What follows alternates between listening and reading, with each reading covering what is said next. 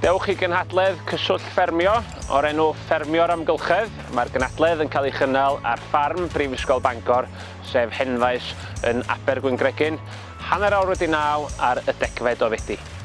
Felly nod y digwyddiad ydy gweld sut gall amaeth ar amgylchedd yn aill elwa o'r llall.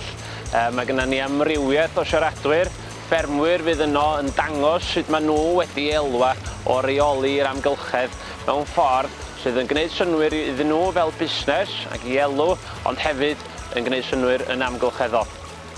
After hearing from the farmers, we will also go out to the field to see a range of demonstrations, all to do with technologies that are out there available and ready for farmers to uptake that will help improve their efficiencies and also help improve the environment. Enw i di Ffermio'r Jones. Dwi'n ffarmio yma yn Derwydd, Llanfihangel, Glymyfyr, Cergydrudion. Ffarm beef defed, ieir. Dyn ni'n trio fod mor wyrdd a bosib yma yn Derwydd. Mae'n helpu'r ffarm i fod yn mwy proffidiol, oherwydd dyn ni'n gorfod prynu yr egni, dyn ni'n gorfod prynu'r cwrteth a dyn ni'n gallu safio ar ffidio. Awn ni am dro wan i weld be gwahanol pethau dwi wedi buddsoddi i arbed y amgylchedd. Dros y blynyddoedd oedden ni'n sylwi bod oedden ni mond yn defnyddio o gwmpas 30% o'r egni oedden ni'n cynhyrchu. So ni'n chwiliad am busnesau eraill oedd yn energy hungry ac dyna lle ddos i dros efo'r ieir. Oedd yr shed ieir yn defnyddio dipyn o egni efo ventilation, felly dyma pam nes i roed y solar panel tu fewn.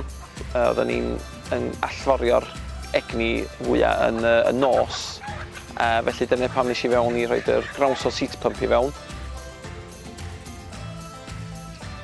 Felly dyma'n hydro, mae'n cynhyrchu o gwmpas 24 kW yn yr Gia. Hefyd yn yr Ha wan mae o gwmpas tua 5 kW. Mae'n cael ei guddiad yn yr dyffryn yma yn y canol o coed sydd yn, dwi'n meddwl, yn wych sydd ni'n gallu defnyddio'r egni o'r dŵr. Hwn di lle da ni'n gwasgu olew blodyn aer, sef yr unig cwmni ripsid o Cymru. Da ni'n neud o gwmpas 6,000 y boteli y mis. Mae o yma oherwydd da ni'n cynhyrchu'r egni gwyrdd o'r hydro a mae o'n defnyddio dipyn o egni. Oherwydd yr hydro, da ni'n safio o gwmpas 5,000 i 6,000 y flwyddyn ar egni. Da ni'n prynu gyd o hade ni o Gymru, sydd yn golygu bod yr arian yn aros yng Nghymru. Allan o dunnell o hade, da ni'n cael 300 litr o olew a dros 600 kilo o protein uchel da ni'n medru ffidio i'r gwartheg.